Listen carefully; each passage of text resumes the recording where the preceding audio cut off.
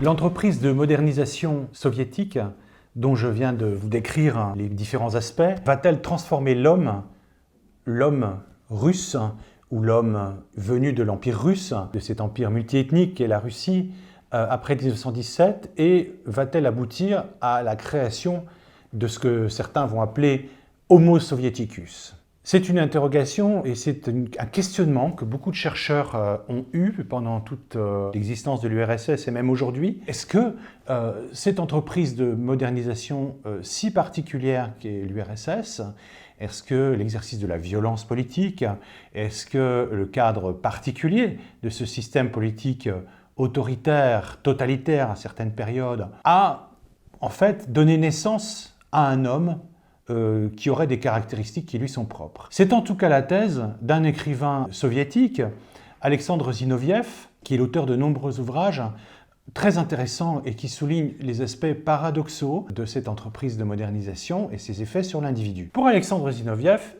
Homo soviéticus, c'est une réalité. L'URSS a créé un homme nouveau. L'idéologie marxiste-léniniste l'a voulu, cet homme nouveau, elle l'a annoncé, elle a voulu sa création. On reviendra dans la section suivante sur les aléas de cet homme nouveau, sur les difficultés et surtout sur les limites qu'il a pu rencontrer. Mais néanmoins, pour Zinoviev, c'est clair, l'Homo soviéticus existe. Alors, qu'est-ce que c'est que cet Homo soviéticus? Pour Alexandre Zinoviev, c'est un homme qui vit, un individu, ça peut être une femme aussi, un enfant de tout âge, de toute nationalité, qui a, pendant ces années d'expérience soviétique, pour Alexandre Zinoviev, le collectif soviétique a véritablement fabriqué une personnalité, on pourrait dire, presque nouvelle, caractérisée par une adhésion à certaines valeurs, par certains comportements sociaux, un très grand conformisme, des sociabilités particulières. Alors, comment peut-on regarder cela objectivement? Tout d'abord, l'homme nouveau du marxisme-léninisme, c'était une promesse d'émancipation. Le marxisme-léninisme, l'idéologie marxiste-léniniste, annonçait un homme émancipé. L'objectif de cette dictature du prolétariat, de cette mise en place d'un régime autoritaire sous la houlette du Parti communiste, avait pour objectif de libérer l'humanité de ces chaînes, les chaînes prétendument du capitalisme et de la bourgeoisie. Cette émancipation, évidemment, il y a certains aspects qu'il faut souligner. Oui, quelle est-elle? Qu'est-ce qu'on voulait? Eh bien, on voulait créer un homme nouveau qui soit libéré, émancipé de ses anciennes attaches, de ses anciennes servilités. Donc c'est un homme libre, un citoyen, un homme qui sait lire et écrire, un homme au sens générique, je précise, j'inclus les femmes dans cet homme, un homme qui soit libéré pour exprimer véritablement toutes ses capacités et qui soit au maximum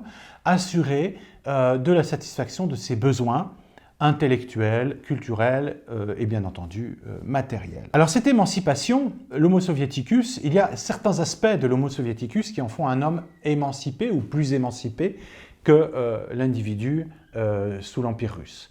Un aspect très important de l'émancipation, c'est l'alphabétisation. Le nouveau régime soviétique, dans les années 20, a entrepris une politique d'alphabétisation générale de la population. Il faut rappeler qu'en 1917, le taux d'alphabétisation en Russie était inférieur à 40%. En l'espace de 15 ans, le régime soviétique a alphabétisé la population dans son ensemble.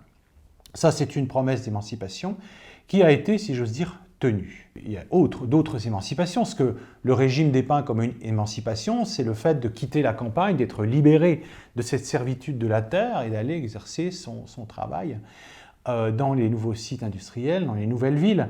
Mais est-ce vraiment une émancipation que de quitter un village où on vivotait à peine pour une ville ou pour une ville industrielle ou des sites industriels où on travaille d'abord 9, puis ensuite 10, puis ensuite 12 heures par jour avec un jour de congé qui va être supprimé en 1936. Donc les limites de l'émancipation sont tout à fait visibles. L'autre aspect de l'Homo soviéticus et qui est peut-être plus prégnant que celle de l'émancipation, c'est l'encadrement de cet Homo soviéticus.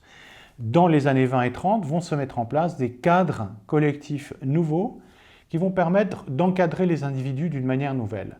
Avant la Révolution, certes, Les individus étaient soumis, je dirais, à leur tradition locale, à l'Église, à certaines croyances, certaines, peut-être on pourrait même dire, pesanteurs locales, le poids du peuple, le poids de l'aristocratie, et certains arbitraires, mais il était beaucoup moins encadré que ne va l'être l'homme soviétique. L'homme soviétique, c'est un homme qui est très encadré dans sa vie quotidienne, dans des nouveaux collectifs. Que sont-ils, ces nouveaux collectifs?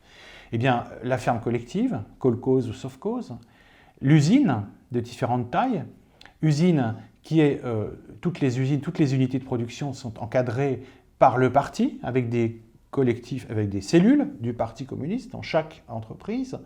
L'encadrement de son temps de travail, très scrupuleusement normé et soumis à des contrôles extrêmement importants.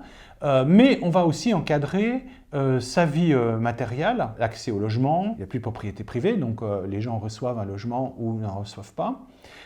Sa vie de loisirs, au maximum, les sites, là où vous travaillez va devenir déterminant pour votre accès aux loisirs. Les usines ou les unités de production vont acquérir ou vont être pourvues de maisons de repos. Donc, ce qui fait que votre cadre de travail, votre collectif de travail devient aussi le collectif dans lequel vous vous reposez de manière relativement encadrée et même la vie psychique. L'objectif, effectivement, c'est un encadrement également de la vie psychique et la création, la mise en place de contraintes véritablement très fortes sur l'individu. L'homo soviéticus, ce n'est pas un homme libre, pour dire les choses extrêmement simplement.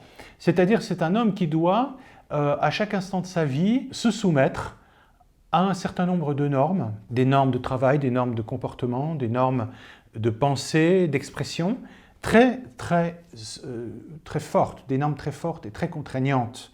Et ces contraintes ont pour effet un certain conformisme des comportements et une sociabilité effectivement tout à fait particulière dont Alexandre Zinoviev souligne le caractère, on va dire, un peu grégaire et le caractère un peu servile. C'est les deux aspects qu'il montre.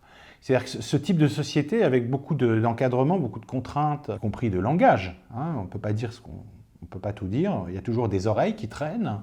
L'encadrement, c'est l'encadrement du parti sur le lieu de travail, mais c'est aussi la police politique et ses agents qui, à certains moments de l'existence de l'URSS, vont être omniprésents, notamment dans les années 30. C'est la peur de dire tout simplement ce qu'on pense, ou même d'utiliser les mauvais mots pour dire une réalité toute banale. Et ça va créer, selon Zinoviev, une sociabilité très particulière, caractérisée donc par une forte contrainte et une grande servilité, un conformisme d'apparence très fort, mais on va le voir, ce conformisme existe en surface, mais il y a aussi, en dessous de la surface, un dénon-conformisme ou des non-dits qui vont de plus en plus s'exprimer au cours des années et surtout après la mort de Staline en 1953.